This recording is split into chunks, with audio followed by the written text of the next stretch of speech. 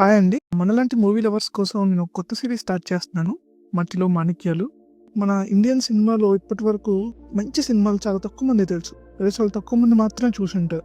అంటే అలాంటి జెమ్స్‌ని మీ ముందు పరిచయం చేసే ప్రయత్నమే ఈ 'మట్టిలో మాణిక్యం' సిరీస్. 'కుట్రం పురిందవన్' ఇది ఒక తమిళ్ బేస్డ్ వెబ్ సిరీస్ అండి. సోనీ లివ్‌లో స్ట్రీమ్ అవుతుంది. మల్టీ లాంగ్వేజెస్ అవైలబుల్ ఉన్నాయి అండ్ తెలుగులో కూడా ఉంది. డబ్బింగ్ బాగుంది, చూడొచ్చు. And yes, it's a very decent watch అండి. నేను స్టార్ట్ చేసి వితిన్ 1 నైట్ ఫినిష్ చేసేసాను. It's very good, interesting thriller. కొంచెం స్లో పేస్డ్గా ఉంటుంది, but investigation thrillers and crime based ఇలాంటి థీమ్స్ని ఇష్టపడే వాళ్ళు ఖచ్చితంగా చూడొచ్చు. చాలా బాగుంటుంది. Every department, direction, screen play, production values, acting, everything is good, top notch. Acting విషయానికి వచ్చేసరికి మన పశుపతి గారు మెయిన్ లీడ్. ఆయన సినిమాలు ఆల్రెడీ తెలుగు, తమిళ్లో చాలా మంది చూసుంటారు. It's a very good actor. Yes, ఫ్యామిలీతో చూడొచ్చండి, పర్లేదు. మరీ అంత ఇబ్బంది కలిగించే సీన్స్ ఏం లేవు. కొంచెం చైల్డ్ అబ్యూసింగ్ అటు ఇటు చిన్న చిన్న ఎలిమెంట్స్ ఉంటాయి, కానీ yes, you can watch with your family. So ఈ సిరీస్లో మొత్తం 7 ఎపిసోడ్స్ ఉంటాయండి. Every episode is around 35 to 40 minutes మధ్యలో ఉంటుంది. అండ్ ఎవ్రీ ఎపిసోడ్ అండి ఆల్మోస్ట్ ఒక ట్విస్ట్ ఉంటుందండి. గెస్ట్ చేయడం కూడా కొంచెం కష్టమే.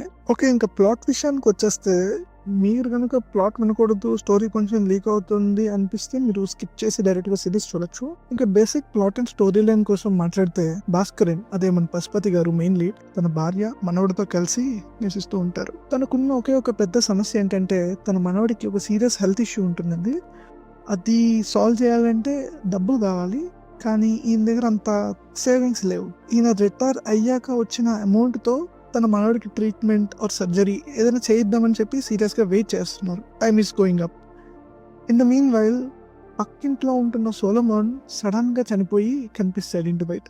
సోలమన్కి ఒక మెర్సీ అనే కూతురు ఉంటుంది, ఎస్తర్ అనే వైఫ్ ఉంటుంది. అందరూ ఈ మర్డర్ అయిన జరిగిన గోల్లో ఉంటే, ఒక పక్క మెర్సీ మిస్సింగ్ అని తెలుస్తుంది.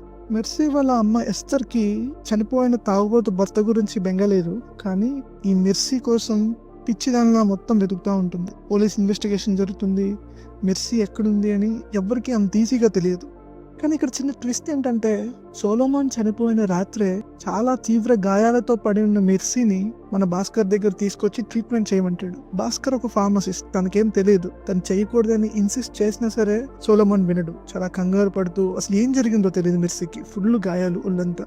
సోలోమాన్ నేను వేరొకరిని పిలుచుకొస్తాను అంటూ బయటకు వెళ్ళిపోయి అనుకోకుండా చనిపోతాడు. తను ఎలా చనిపోయాడో తెలియదు.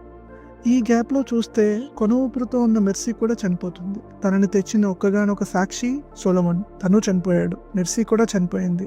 ఇంకా భాస్కర్కి బెంగ పట్టుకుంది. తను నిజం చెప్పినా ఎవరు నమ్మే పరిస్థితుల్లో ఉండరు. అందుకు వేరే దారి లేక మెర్సీ బాడీని తన ఇంటి ఫ్రిడ్జ్లోనే దాచిపెడతాడు. తర్వాత తన భార్యకి చెప్పినప్పుడు, తన భార్య కంగారుతో అందరికీ చెప్పేద్దాం అని చెప్తే అసలు విషయం చెప్తాడు. రిటైర్మెంట్ అవ్వబోతున్న ఒక వ్యక్తికి ఎలాంటి చిన్న పోలీస్ కేసు ఉన్నా సరే తన రిటైర్మెంట్ డబ్బుల్ని ఆపేస్తారు, ఇవ్వరు. అనారోగ్యంతో బాధపడుతున్న తన మనవడు రాహుల్కి ఆ రిటైర్మెంట్ డబ్బులే దిక్కు. ఇప్పుడు కనుక ఈ విషయం అంతా తెలిస్తే, ఇన్వెస్టిగేషన్ అంతా అయ్యి ఎక్కడ తనకి రిటైర్మెంట్ డబ్బులు రావడం మానేస్తాయేమో అని ఇలాంటి ఒక చిన్న తప్పుని భాస్కర్ చేస్తాడు. బట్ ఈ తప్పే తనని వెంటాడి తనని చాలా ఇబ్బంది పడుతుంది. పోలీస్ ఆఫీసర్ గౌతమ్ క్యారెక్టర్లో చేసిన విదార్థ్ ఇంకో లీడ్ యాక్టర్. అయితే తనకి తన ఓన్ డిపార్ట్మెంట్ నుంచే మంచి సపోర్ట్ ఉండదు. చాలా హీనియస్గా చూస్తారు ఒక ఇన్సిడెంట్ వల్ల. అయితే ఈ కేసుని అన్అఫీషియల్గా సాల్వ్ చేసి డిపార్ట్మెంట్ దగ్గర మంచి పేరు తెచ్చుకునే ప్రయత్నంలో ఉంటాడు గౌతమ్. ఎవ్రీ మినిట్ భార్యాభర్తలు ఇద్దరికి భయం, ఆ గిల్ట్ వెంటాడుతూనే ఉంటుంది. సొంత నాన్న, అమ్మ అంటూ ప్రేమగా పిలిచే ఎస్తర్ తన చిత్రావదన చూడలేక వీళ్ళు కుమిలిపోతూ ఉంటారు. ఇంతకీ సోలోమోన్ ఎలా చనిపోయాడు, మెర్సీ ఎలా చనిపోయింది, అసలు ఈ మెస్ లో నుంచి భాస్కరన్ బయటికి రాగలడా? ఇదే బేసిక్ స్టోరీ ప్లాట్.